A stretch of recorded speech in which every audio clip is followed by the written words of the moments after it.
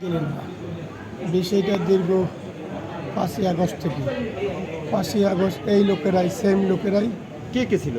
এই শামীম, বাবুল, এই সাইফুল, বশির, মিজান, এরা কয়েকজন ছিল, 10-12 জন। আজকে ওই সময় ছিল এরকম। এরা 5ই আগস্ট থেকে যখন আমার মল্লিক মেডিকেল হল পিটাইয়া ভিতরে গুড়ি গুড়ি করে ফেলেছে, এরপর আমি কোনো আশ্রয় না পাই ওদের সাথে বসে শান্তি চুক্তি করি, ওদের সপ্তাহে একটা টাকা দেব। আমার যত ব্যবসা আছে, আমার দানের নিরাপত্তা, আমার কিছু করবে না, আমার ফ্যামিলি কিছু করবে না, ব্যবসা চলবে, ওদের সপ্তাহে একটা টাকা দিতে হবে, সপ্তাহে ওদের 25,000 টাকা দিতে হবে। বেশি চাইছিল, সপ্তাহে চাইছে 70,000 টাকা। আমি বলছি এত টাকা আমি কই পাবো? আর তোমার দৈনিক 20-30,000 টাকা ব্যবসা আছে, তুমি 10,000 টাকা দৈনিক দেবো।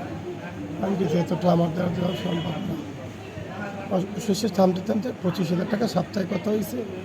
তা আমি দীর্ঘদিনই টাকা দিছি। তা আমি বেশ কিছুদিন টাকা ব্যবসা খারাপ দিতে পারিনি। আমি ওদেরকে 7-8 লক্ষ টাকার চেয়ে বেশি দিছি, 7-8 লক্ষ টাকার মধ্যে দিছি। কিছু টাকা বাকি রয়েছে, আমি দিতে পারিনি, ব্যবসা খারাপ এই কারণে। তারপর বলছি যে আমি হালকা তাই করলে ওই সময় তো কিছু টাকা দেবো ভালো বেশি, তো বৈশাখে হালকা করব। চাই বলতে আমি সবার কাছে চাই, বাংলাদেশের আমি মাননীয় প্রধানমন্ত্রী তারেক রহমানের কাছে আমি এইটি আবেদন করতে, সে বাংলাদেশ থেকে এই চাঁদাবাজি নির্মূল করে। আমাদের মতো সাধারণ মানুষ কোনো দিনও বাঁচতে পারবে না। ওরা এইভাবে তাদেরকে জিম্মি করে এরকম টাকা আদায় করে নেবে, আমরা আস্তে আস্তে নিঃস্ব হয়ে যাব। এখন আমি চাই, ওই ছেলের নাম হিমু, আমি চাই আইনের আশ্রয়, আমার নিরাপত্তা চাই। ওরা এরকম হুমকি দিচ্ছে যে তুই আইনের আশ্রয় যাবি, আমরা তো আইজো কাইলে বাইরে মু, তোর যদি ব্যাগে জাল দিয়ে না খাই। এই হুমকিটা দিতেছে আজকে সামনে। আচ্ছা, এই তার কাছে সাদা চাইছে, সেই সাদা দিতে অস্বীকারের কারণে আজ এলোপাতার কোপ মাইট এগুলো আমার চালাইছে। কারা? এগুলো দিয়া তারপরে মনির আছে, তারপর মাছবাজারের মৎস্যজীবী সমিতির শামীম আছে, তারপরে বাবুল আছে, সাইফুল আছে। এরা দলের নাম দিয়া দলের উপর কাটাইয়া তারপরে তো আমাদের প্রতি চাঁদা চায়, চাঁদা না দিলে আমাদের মারধর করে। এই দীর্ঘদিন পর্যন্ত চালাইতেছে এগুলো। কয় টাকা? 5 লক্ষ টাকা দাবি করছিল, যেহেতু অস্বীকারের কারণে এরা ডাইরেক্ট এসে মার শুরু করছে। কারে কারে মারছে আপনাদের? আমার মারছে, আমার মেজো ভাই খোকন মল্লিকের মারছে, আমি সোহাগ মল্লিক, আমার বড় ভাই ছিল, আমার পিতা ছিল, আমার দোকানে মামা ছিল, আমার ছোটো ভাই ছিল স্টাফ জুয়েল, আরও কোপাইছে। এই কোপটা ই আছে, ফুটেজ আছে, কোপাইছে দেখছি আমার।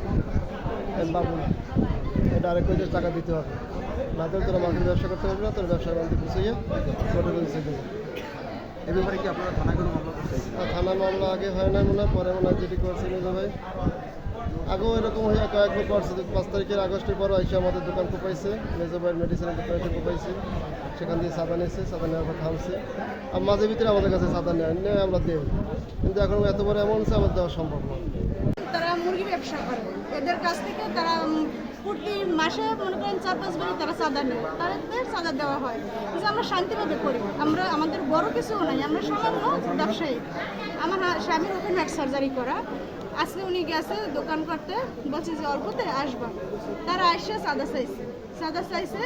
মানে আমার ভাসুরে, মেজো ভাসুর যে, সে আবার ওই আওয়ামী লীগ করতো আর কি, তাই এজন্য তারা বলছে যে চাঁদা দিয়েছে তারা তার চেয়ে বড় অ্যামাউন্ট দাবি করে, যে এ চাঁদা হবে না, তারা আওয়ামী লীগ করছে, তোরা কেন করবে, এখন ক্ষমতা আমরা খাবো। এটা কে বা কারা বলছে?